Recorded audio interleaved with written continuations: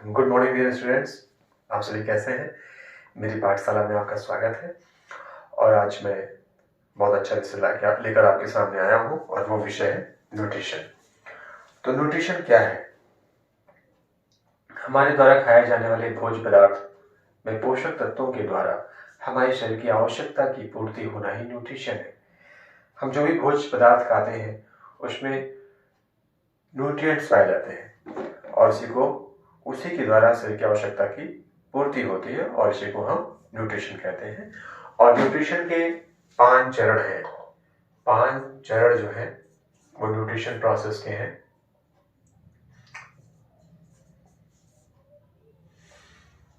जैसे कि सबसे पहला जो इसका चरण है वो है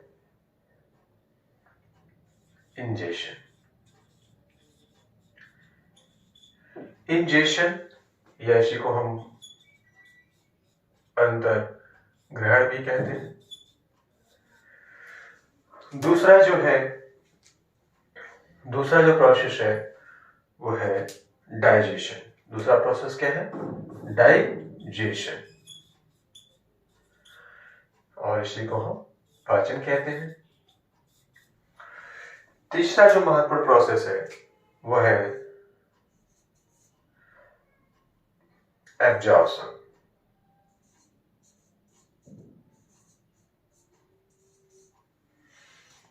इसी को हम बोलते हैं अवशोषण। क्या बोलते हैं? अवशोषण। और जो चौथा महत्वपूर्ण मैटर है वो है एसिमिलेशन।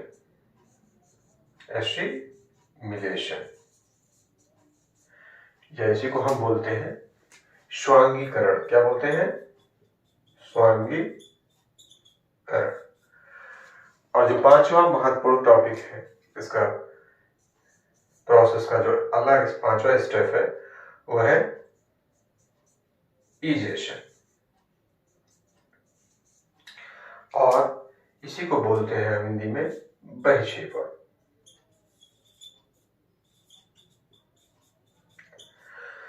तो आपने देखा कि न्यूट्रिशन प्रोसेस 5 चरणों से होकर गुजरता है और इसका पहला चरण है इंजेशन, अंतर्ग्रहण, यानी कि भोज्य पदार्थों को ग्रहण करना।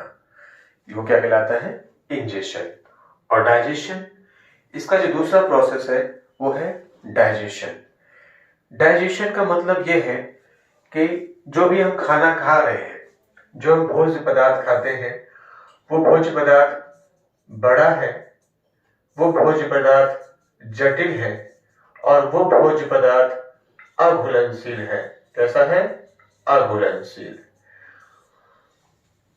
तो डाइजेशन प्रोसेस में दो विधियां हैं, मैकेनिकल एंड केमिकल। तो इस मैकेनिकल और केमिकल डाइजेशन प्रोसेस के द्वारा जो ये बड़ा, जटिल और अघुलनशील भोज्य पदार्थ है इसको सरल और घुलनशील और छोटे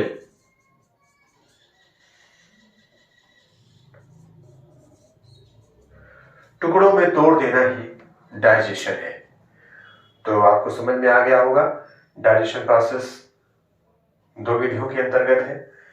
2 विधियां हैं डाइजेशन प्रोसेस की, मैकेनिकल और केमिकल प्रोसेस, जिसके द्वारा जो हम खाना खा रहे हैं जो कि बड़ा है, जटिल है और अघुलनशील है, इन दोनों प्रोसेस के द्वारा, मैकेनिकल और केमिकल एक्टिविटीज के द्वारा, प्रोसेस के द्वारा इस खाने को सरल, घुलनशील और छोटे टुकड़ों में तोड़ दिया जाता है और इसी को हम डाइजेशन कहते हैं।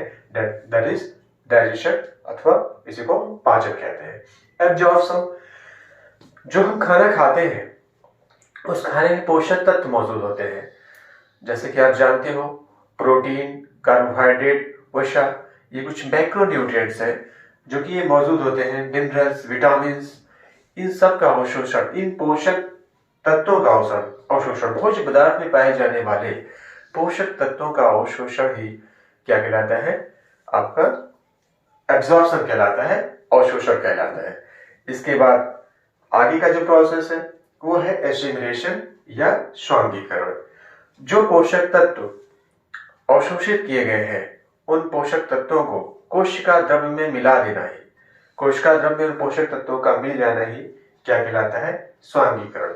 और जो ये अवशोषण का प्रोसेस होता है इसका ज्यादा भाग हमारी छोटी आंत में होता है, ठीक। और इसके बाद स्वांगीकरण, और स्वांगीकरण के बाद जो लास्ट स्टेप है वो है इजेशन, यानी कि कुछ ऐसा भोजन जो कि अनडाइजेस्टेड है, जो कि पचा नहीं, ऐसे भोजन को शरीर से बाहर निकाल देना ही इजेशन कहलाता है।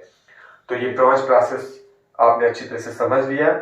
इंजेशन जिसके द्वारा भोजन को ग्रहण किया जाता है, और डाइजेशन जिसके द्वारा भोजन के बड़े जटिल और अघुलनशील भाग को मैकेनिकल और केमिकल प्रोसेस के द्वारा उसको सरल, घुलनशील और छोटे भाग में तोड़ देना ही डाइजेशन है। और एब्जॉर्प्शन हमारी छोटी आंतों में पाए जाने वाले विलाई के द्वारा भोज्य पदार्थों में पाए जाने वाले पोषक तत्वों का अवशोषण होता है। ज्यादा अवशोषण हमारी छोटी आंतों में होता है। और एसिमिलेशन, जो पोषक तत्वों का अवशोषण हुआ है उसको कोशिका द्रव्य में मिल जाना ही एसिमिलेशन है। और इजेशन, जो अनडाइजेस्टेड फूड है उसको शरीर से बाहर निकाल देना ही इजेशन है, बैशेपण है। तो आप बहुत अच्छे से इस 5 चरणों वाले न्यूट्रिशन के प्रोसेस के प्रोसेस को अच्छी तरह से समझ गए होंगे। और इसके बाद मेरा जो नेक्स्ट टॉपिक होगा वो होगा डाइजेस्टिव सिस्टम, तो ताकि आपको क्लियर हो जाए। और बहुत बहुत धन्यवाद आप लोग का। मैं यही चाहता हूँ कि आप लोग इस नोट्स को अच्छे से बनाते चलें, ध्यान से साथ में सुनते चलें, और आपका दिन शुभ हो, आप स्वस्थ रहें, मस्त रहें, मुस्कुराते रहें, और मेरे चैनल को सब्सक्राइब कर लें ताकि मेरी आने वाली वीडियोस आपको मिलती